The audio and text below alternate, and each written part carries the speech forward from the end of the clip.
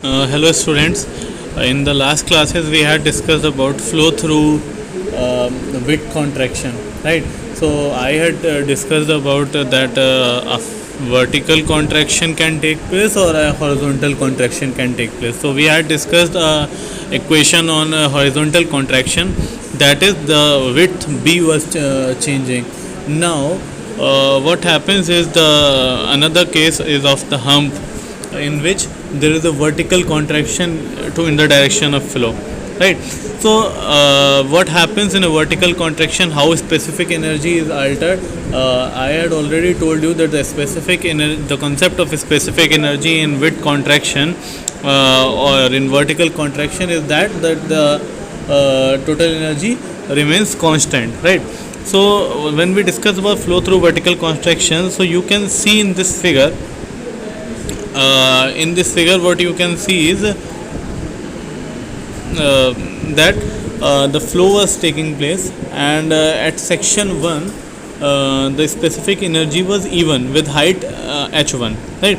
Now hump जो है, हम कुछ नहीं है बेसिकली, जैसे कि आपका जब फ्लो हो रहा होता है तो फ्लो की डायरेक्शन में अगर जो है वो सॉइल कलेक्ट हो जाए या पत्थर आ जाए, ठीक है, तो वो बेसिकली हम्प होता है. हम्प ऐसी कोई भी चीज़ है जो आपका वर्टिकल डायरेक्शन में, यानी कि जो डेप्थ ऑफ फ्लो है उसको रिड्यूस कर दे. तो सेक्शन 1 पे क्या हो रहा है? सेक्शन 1 पे आप देख सकते हैं कि सेक्शन 1 पर आपकी जो हाइट थी वो h1 थी, और सेक्शन 2 पे आपकी हाइट जो है वो h2 रह जा रही है, ठीक है. अब आपकी जो है हाइट क्यों कम हो रही है? इसलिए क्योंकि एक डेल्टा z साइज़ का जो है वो एक हम्प इंट्रोड्यूस करा गया है सेक्शन 2 पे. तो आपकी स्पेसिफिक एनर्जी जो है, जो सेक्शन 2 पर है, वो कम हो जाएगी. जो जितना भी डेल्टा z होगा उतना ही आपकी स्पेसिफिक एनर्जी जो है वो रिड्यूस हो जाएगी एट सेक्शन 2, राइट. तो अब ये जो है एनर्जी किस तरीके से निकाली जाएगी और ये किस तरीके से ये एनर्जी यहाँ पर क्रिटिकल होगी, किस तरीके से फ्लो होगा, ये आपको देखना है. तो स्पेसिफिक एनर्जी जो है, अब आप देख रहे हैं क्या हमने क्या कंसीडर करा? एक चैनल है जिसकी विड्थ है b, जो कांस्टेंट रह रही है, जिसका डिस्चार्ज है कैपिटल Q, वो भी कांस्टेंट रह रहा है. हमने आपको दोनों का फ़र्क बताया था. कैपिटल Q जो है वो टोटल जो है वो डिस्चार्ज है, और स्मॉल q जो है वो Q/b है, यानी कि आपका यूनिट विड्थ के लिए है. तो अभी हम बात कर रहे हैं टोटल डिस्चार्ज के लिए. तो एक constant total discharge capital Q और एक कांस्टेंट विड्थ कैपिटल B, क्योंकि उसकी हॉरिजॉन्टल कॉन्ट्रैक्शन नहीं वर्टिकल कॉन्ट्रैक्शन है, तो h में फ़र्क आएगा, ठीक है, यानी डेप्थ ऑफ फ्लो जो है उसमें फ़र्क आएगा.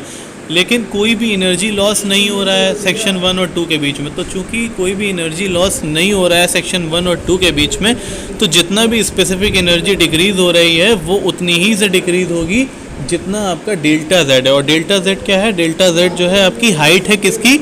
जो हम्प इंट्रोड्यूस हुआ है. हम्प क्या है? हम बेसिकली आप उसको समझ सकते हैं कि एक आपका जो है वो चैनल जा रहा था, उस चैनल में जो है वो बहुत सारी जो है वो सैंड इकट्ठा हो गई.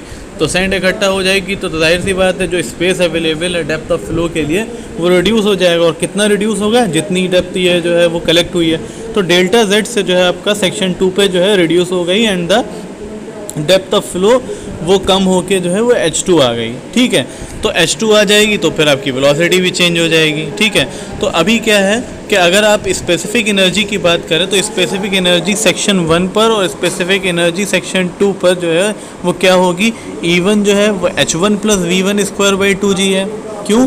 क्योंकि आपको पता है टोटल एनर्जी और स्पेसिफिक एनर्जी के बीच का क्या डिफरेंस है. टोटल एनर्जी में जो है आपका प्रेशर हेड भी जो है ऐड करा जाता है, और इसमें जो है आपका वो डेटम हेड को नहीं जेंट करते हैं, सिर्फ जो है आपका प्रेशर हेड और वेलोसिटी हेड रह जाता है, यानी h रह जाता है और v1² g रह जाता है. तो स्पेसिफिक एनर्जी सेक्शन 1 पे क्या है? E1 = h1 + v1² g. Similarly section 2 पे जो है आपकी क्या हो जाएगी? h2 + v2² g हो जाएगी, v चेंज हो जाएगा, ठीक है. तो दोनों सेक्शन पर आपको स्पेसिफिक एनर्जी पता चल गई. लेकिन जो आपकी E2 है वो कितनी कम हो गई है? वो उतनी ही कम हुई है जितना आपका साइज़ का हम्प आया है. तो E2 जो है यू कैन सेफली से कि E2 जो है वो आपका E1 - डेल्टा z है, जिसमें E1 क्या है? E1 specific energy eight section 1, और डेल्टा z क्या है? Delta z is the height of the hump, right. तो ये डेल्टा z जो है ये वेरी कर सकता है, ठीक.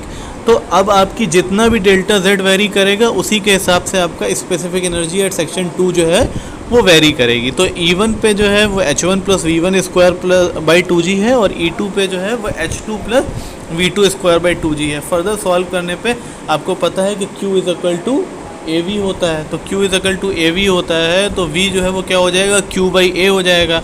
तो V 2 का स्क्वायर है, ठीक है, तो Q तो कांस्टेंट है, लेकिन A आपका जो है वो चेंज हो गया है। तो अगर सेक्शन 1 पे A जो है वो A1 है, तो सेक्शन 2 पे A2 हो जाएगा। तो Q square by A2 square हम लिख सकते हैं उसको।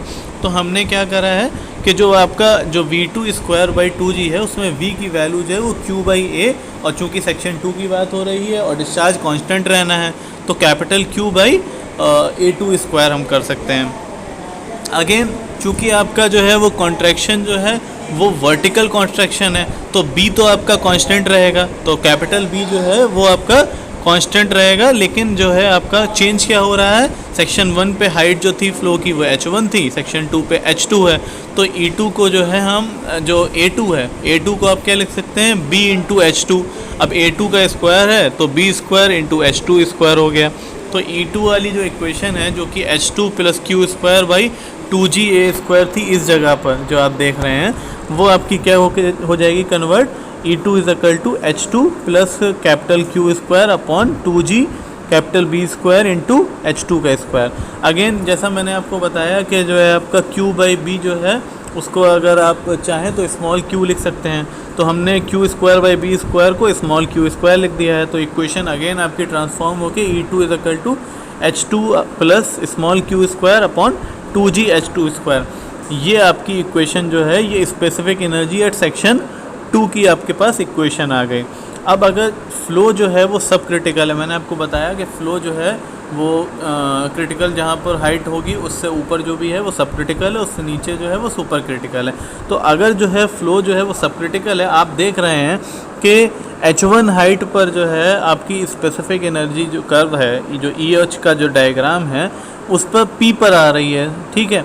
लेकिन अब आपकी ये जो है डेल्टा Z आप यहाँ पर देख पा रहे हैं, जितना भी डेल्टा Z होगा उतने अमाउंट से जो है आपका जो P पॉइंट है यानी जो स्पेसिफिक एनर्जी है वो रिड्यूस होके R पे आ जाएगी, ठीक है।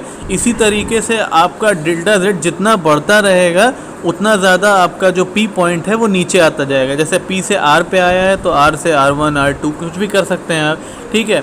और ये कब तक रिड्यूस होगा, ये तब तक रिड्यूस होगा जब तक आपकी एक ऐसा पॉइंट नहीं पहुंच जाता जब P जो है यानी कि जो स्पेसिफिक एनर्जी की वैल्यू है वो आपकी जो है E2 जो है वो EC के बराबर हो जाती है। यानी कि स्पेसिफिक एनर्जी एट सेक्शन 2 जो है वो अगर आप कंटिन्यूसली रिड्यूस करते रहेंगे तो you will reach a point where the specific energy will reduce to the specific energy at critical point, यानी कि E will become equal to EC.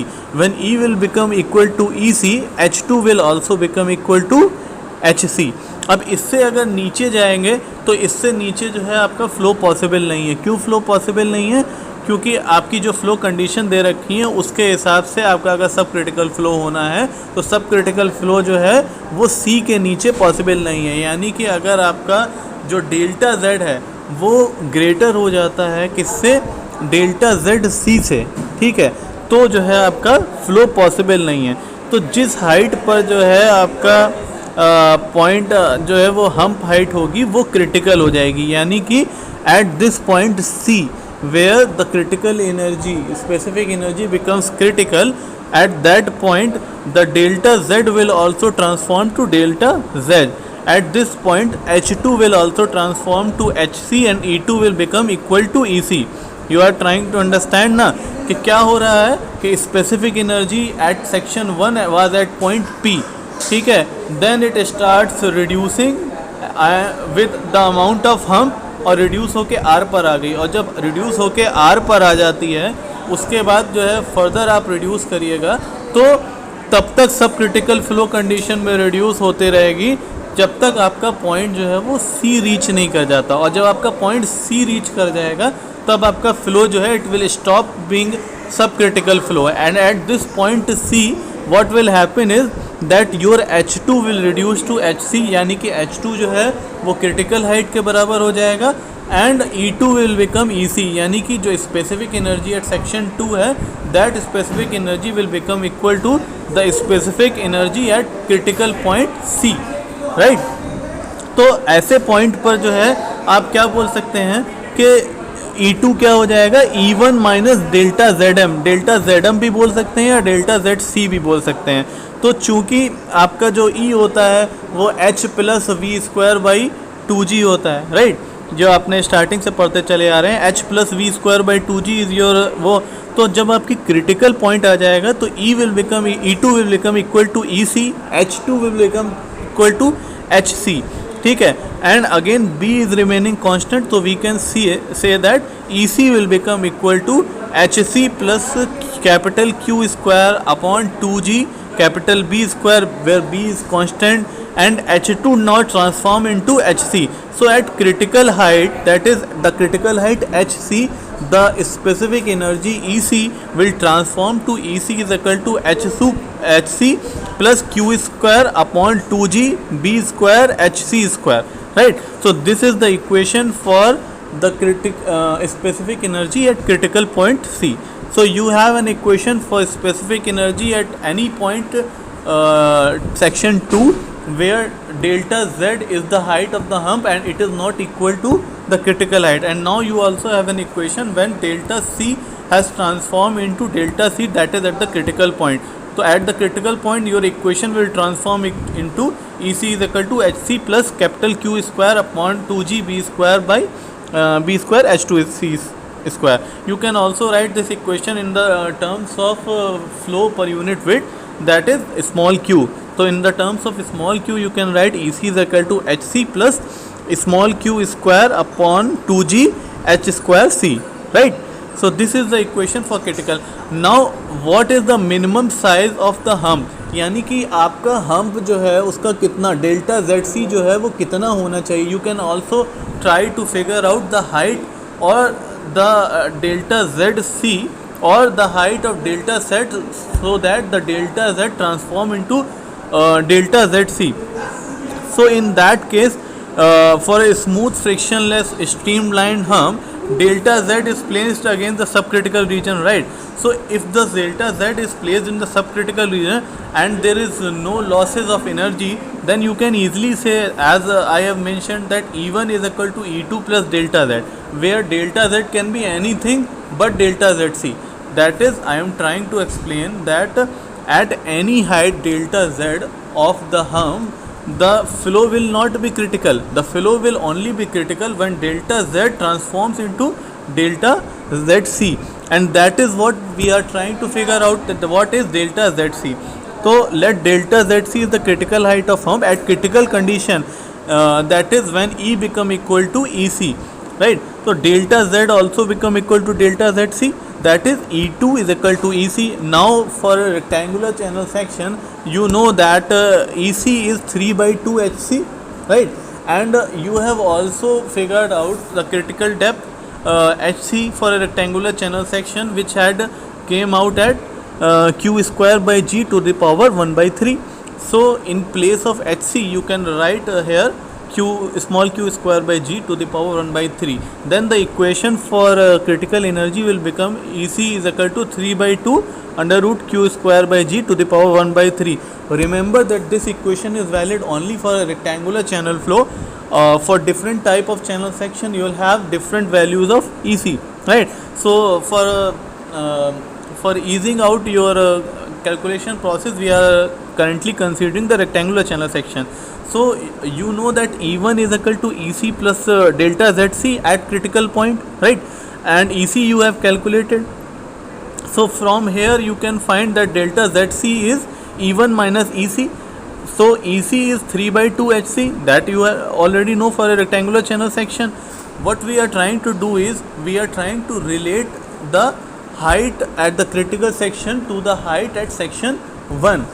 That is, the specific energy at section 1 will always affect the specific energy at section 2, whatever it is. It may be delta Z or it may be delta ZC, it may be H2 or it may be HC, but H1 will affect what the specific energy at the second section will be, right? So what we have done is we have divided the whole equation by H1 on the both side. So our equation transform into delta ZC by H1 is equal to E1 by H1 minus 3 by 2 HC by H1, right? So delta ZC by H1 we have kept it like that only. Now what we have done is we have further solved the equation, and we have write the value of HC as small q square by g to the power 1 by 3, right? Further simplifying the equation in terms of q is equal to hv, we can reach the equation where delta ZC upon h1 is equal to 1 plus v1 square by 2gh1 minus 3 by 2 under bracket v1 square by gh1 to the power 1 by 3. Now you know that the value of Froude number, that is f, is v upon under root gh. So you can write f square is equal to v square upon gh, right? So the equation v1 square by 2gh1 will now transform into f1 square by 2, and the another equation, that is minus 3 by 2 v1 square by gh1 to the power 1 by 3 will now also transform to f1 square, and since it is in the power 1 by 3, so we can write f1 to the power 2 by 3, that is delta ZC by h1 is equal to 1 plus f1 square by 2 minus 3 by 2 f1 to the power 2 by 3. This is equation in the terms of Froude number. You can also leave the equation in the form of v1 square by 2gh1, but you can also transform it into the form of Froude number, since the numerical problems will have you solve it with the value of Froude number. So for any value where delta Z is greater than delta C, the flow is not possible unless the upstream condition at H1 are altered.